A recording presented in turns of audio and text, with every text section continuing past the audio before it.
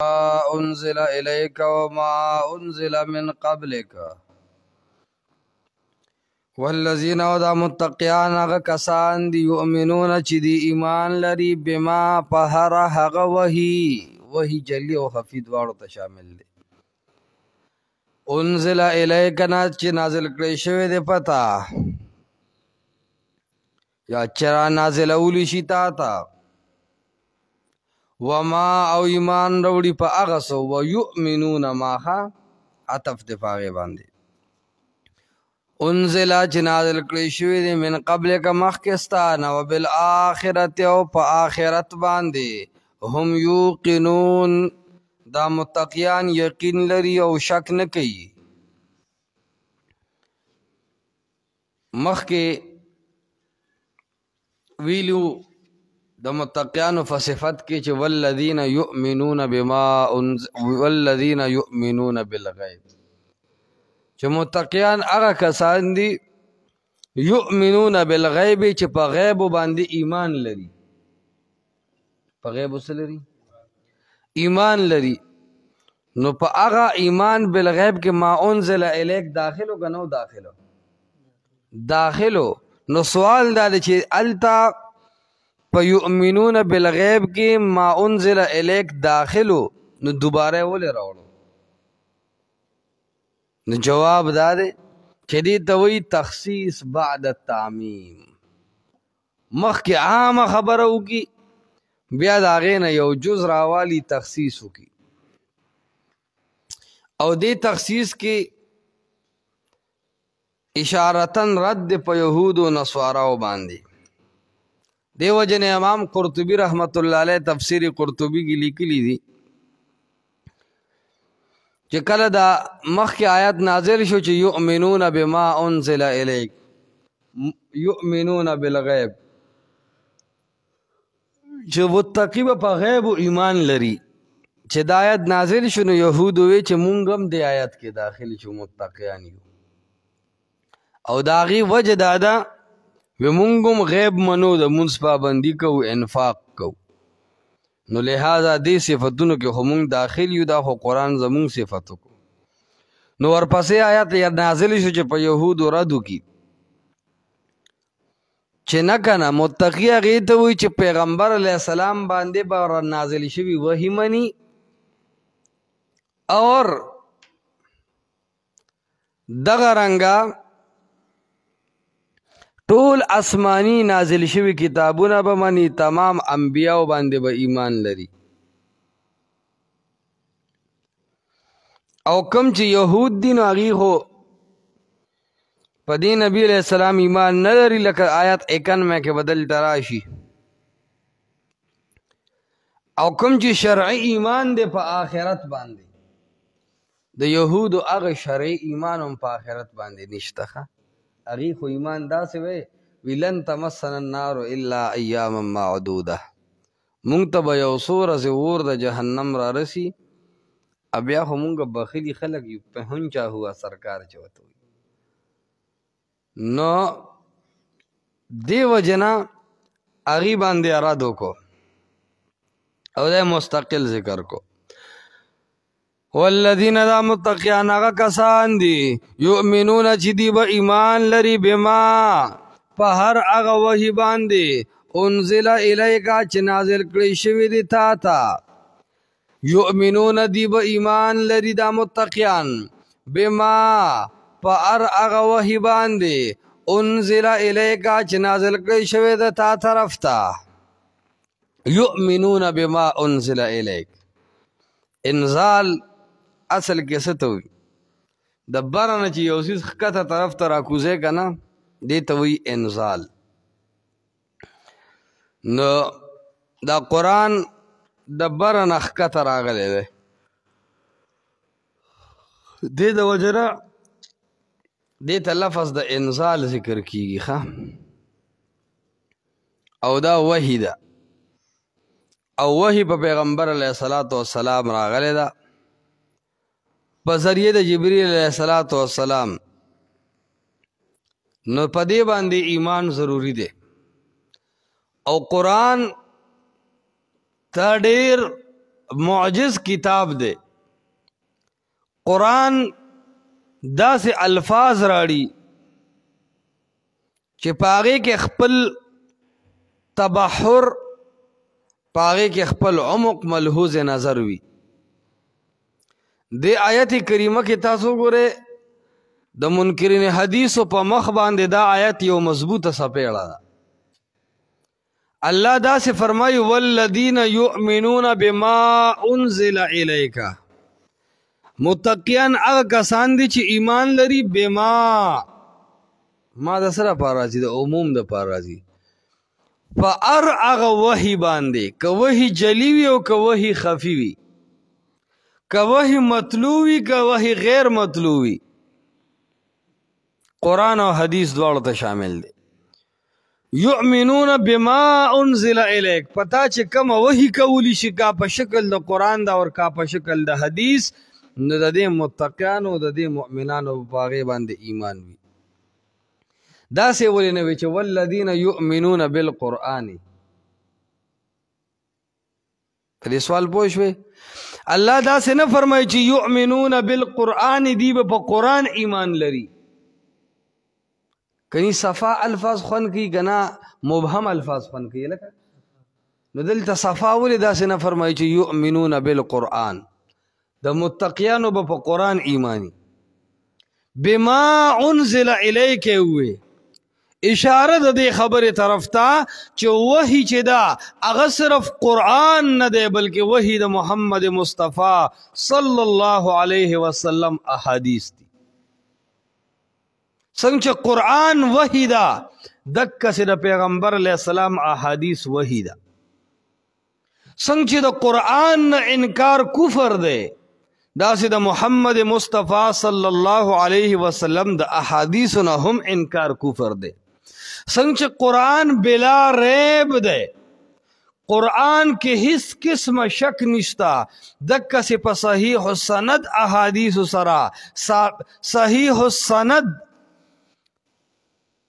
احادیث چې ثابت شوی دی صحیح السند، په دغه احادیثو کې هم شک نشته، دا بلا ریب دی.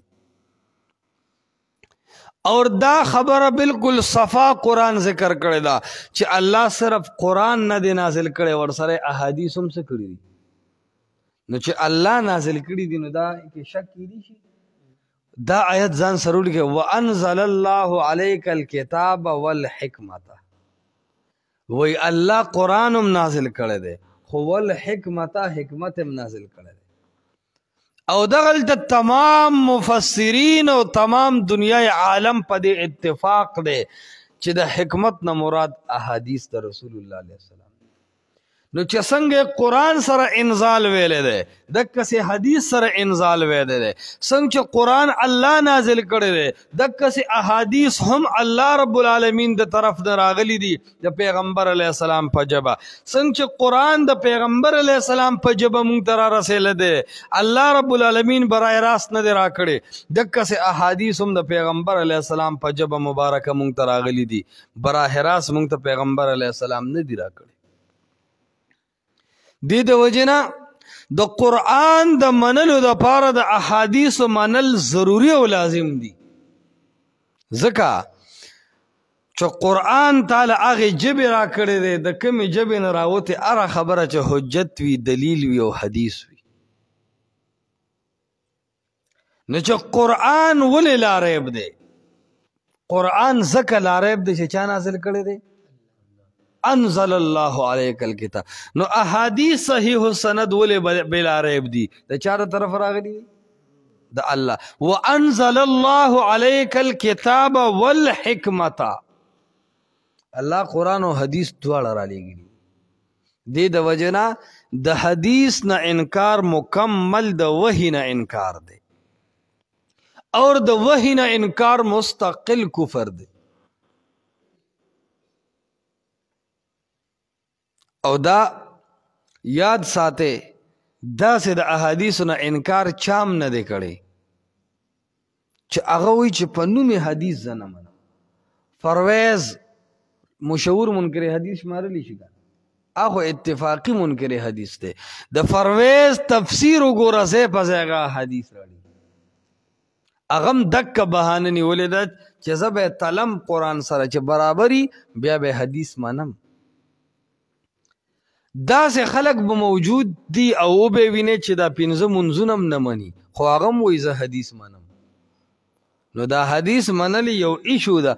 د حدیث منل هغې ته وایي چې په صحیح سند امت قبول کړی شوی تاله درکو تا د عقل باندې د تللو د چون چرانه بغیر فورا تسلیم کو نو دې ته حدیث منل وایي.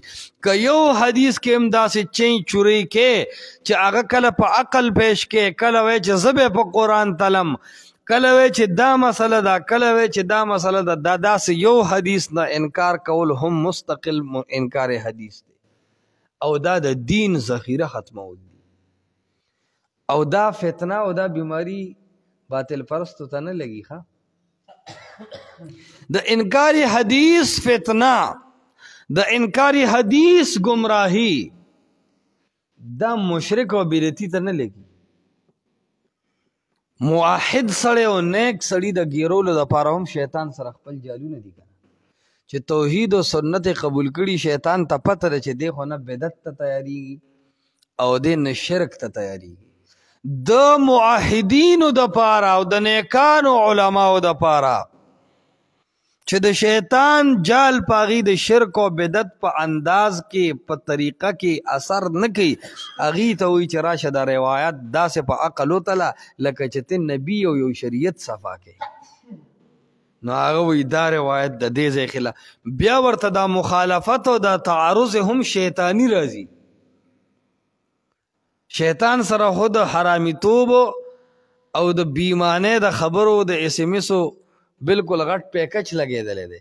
هر ټایم درته بیا بریفنګ کوي میسیجونه درته درلیږي چې دا ځای د قرآن خلاف دا ځای دې وجې نه موحدین او نیکان علما د شپې الله ته جاړئ د شپې الله ته جاړئ تهجدو کې الله ته ودرېږي ای الله چې کم د توحید د قرآن او د حدیث د امانت دې زما سینې ته وردنده کړی دی یا رب چرته شیطان ما ته په قرآن اعتراض نه کي دهري مې نه کي یا الله چرته په حدیث راته اعتراضات پیدا نه کي منکر حدیث مې نه کي. دا فتنه حق پرست علماء ته نن متوجه نو عرض داده یؤمنون بالقرآن ونوی سوی یؤمنون بما انزل الیک دی ما عموم کی تا ته اشاره ده که صرف یو قرآن وحی وی خو بالقرآن میں ویلی وی خو چې ما یې اوی نو ما د عموم د پاره راځي قرآن او حدیث دواړو ته شامل دی. تاسو په دې پوه نه شئ فرهاده ٹھیک شو. یؤمنون دی و ایمان لري بما فارغسو انزل الیکا چې نازل اولی شستا طرف تا وما انزل من قبلک او ایمان بروړي دا متقیان ما فارغس باندې انزل من قبلک چې نازل کړي شوی دی مخکستانه مخکې پیغمبر علیه السلام نه تورات زبور انجیل نور صحف منزله نازل شوی دی. د وجنه دا آیت کریمه د قادیانیت په مخصوصه پیړه ده ولی بما انزل الیک وی چې په ار اغه وحی به ایمانی چې تا ته راغلی ده وما انزل من قبلک او فار اغه وحی باندې به هم د مؤمن ایمان وی انزل من قبلک جستانه مخکې نازل شوی دی تورات زبور انجیل خو من بعد کې ونه وی من قبل کې و چستانه مخکې کمه وحیده د متقی او د مسلمان به پاغي ایمانی خو من بعد کې او نوی چستانه پس کمه وحی په قادیانی ملعون باندې کیږي د هغه د زعم مطابق پاغي بم د متقی ایمانی داسې او نوی دا دلیل دی چې پیغمبر علیه السلام نه بعد د وحی سلسله بند شوې ده. من قبل کې وی الیکی اوی خو من بعد کی اونوی دا دلیل چې پیغمبر علیہ السلام نه بعد بل پیغمبر راتلو والا بل پیغمبر جوړیدو والا بل انسان بل یو شخصیت نبی جوړیدونکي بل چاته وحی راتلونکي نشتا.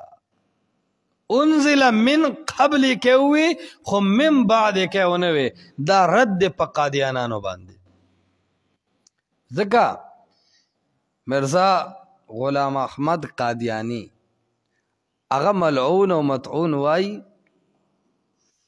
چې ما ته وحي کولی شي او وایي زه نبي یم او ستاسو دفاره ضروري او لازم دي چې په ما ایمان راوړئ. په ما څه راوړئ؟ ایمان راوړئ. نو مونږ ورته وایو چې که د وحي سلسله کلاو وي نو الله فرمایي چې متقي هغې ته وایي چې یؤمنون بما انزل الیک، چې کوم وحي پتا کیږي قرآن، متقي به په دې وحي ایمان راوړي. وما انزل من قبلک، ستانه مخکې چې کوم آسماني کتابونه دي د متقي به په دې ایمانی. که پتا ایمان ضروری وي نو بیا به ویلو چې وما انزل من بعدک، ستانه پس چې په غلام احمد قادیانی کوم وحي راځي په هغې به هم ایمانی. خو من بعدک ویلې نه دی. نو دا قرآن کې شروع کې او آیاتونه راوباسئ چې کوم ځای من قبلک ویلې دی او من بعدک خو نشته، نو دکه ځای به ستاسو دلیل وي د قادیانیت په رد باندې. ٹھیک شوله جی؟ دا به د قادیانی په رد باندې مستقل دلیل وي. نو او بیا یو د رد د قادیانیت، الحمدلله ثم الحمدلله، موحدین د قادیانیت په رد کې د چا نه رستو نه دي. یو باطل پرس لګیاو وی هغه وایي چې ستاسو د قادیانیت خلاف د ختم نبوت په مسله کردار وښایي. ستا د مازغو سپرنګ وی کار پرېښی دی. الحمدلله په رد د قادیانیت کې به د موحدینو نه مخکې دنیا کې هیڅوک ونه ښی. خدا یاد ساته، یو د قادیانیت خلاف، یو د ختم نبوت په نوم د عوامو مالونه خوړل، د هغې چاندې خوړل او خپله خېټه ډکول. د بدعتي د رد د قادیانیت سره څه کار دی؟ د مشرک او د بدعتي د ختم نبوت عقیدې سره څه کار دی؟ ځوان د ختم نبوت په عقیده باندې گزار دوه خلک کوي.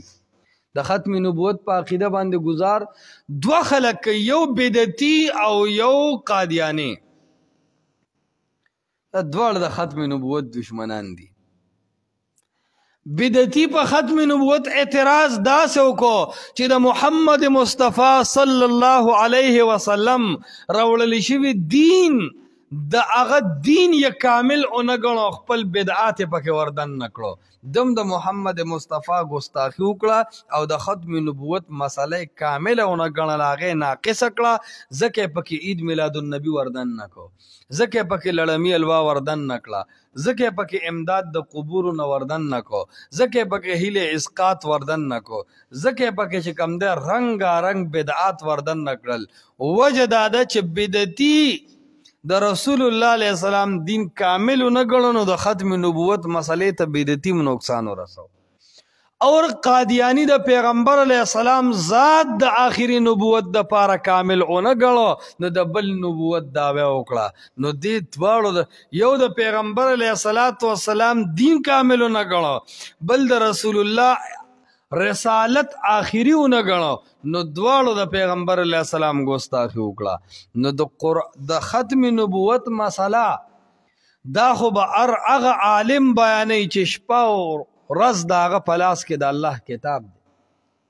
څوک چې په ټول عمر کې د الله کتاب ته نه نږدې کېږي، د ختم نبوت د عقیدې محافظ کېدی شي؟ دا صرف د ختم نبوت په نوم چاندې جمع کول دي، خپل خېټه ډکول دي. تا سره چې د ختم نبوت قدر وي، ته د ختم نبوت په عقیده باندې ماین وي، نو د ختم نبوت په سلسله کې موږ ته قرآن کریم راکړی شوی دی که نه؟ دا د الله آخري کتاب دی. دا تا څومره عوامو ته بیان کړو. د دې قرآن په وجه ستا څومره بېعزتي شوې ده؟ دې قرآن دپاره ستا څه قرباني کړې ده؟ ته چې په ختم نبوت ماین وي، ته به په دې قرآن ماین وي. ته چې په ختم نبوت ماین وي، تا به د رسول الله مبارک احادیث کامل ګڼل، دین به دې کامل ګڼو، دا بدعات به دې په دین کې نه رایستل. تا چې قرآن د زندګۍ او د درس کتاب نه دی جوړ کړی، تا چې د محمد رسول الله علیه السلام سنت د دین او د شریعت او د ژوند د حیات تیرولو مستقل راه عمل او طریقه نه ده ګرځولې، پته لګي ته لا خپله هم د ختم نبوت په عقیده باندې پویه نه یې. وما انزل من قبلک، هغه وحي چې ستا نه مخکې راغلی ده. وبالآخرت او پا آخرت باندې هم یوقنون دا متقیان یقین لري وبالآخرت او پا آخرت باندې هم یوقنون دا متقیان یقین لري وبالآخرت کوم دغی گمراه قادیانی خپل خبره کړی ده وبالنبوة الآخرت په آخري نبی باندې چې وی مرزا ته مراد ده وی په هغه باندې هم ایمان راړي مونږ وته الآخرت قرآن کې څومره ځایه مستعمل دی هغې کې چېرته کې نبوت ټکې راغلی دی وان الدار الآخرة لهي الحیوان ٹھیک شو جی نو دغ کته نه مراد دی ښه والذین او دا متقیان هغه کسان دي یؤمنون چې دی ایمان لري بما پارغه وحی باندې انزل الیک چې نازل کړی شوی دی ستا طرف ته وما ایمان لري پارغه وحی باندې انزل من قبل چې نازل کړی شوی دی مخکې رستانه وبالآخرت او په آخرت باندې هم دا متقیان یوقنون کلک یقین لري بغیر د شک او شبهه نه واخر دعوانا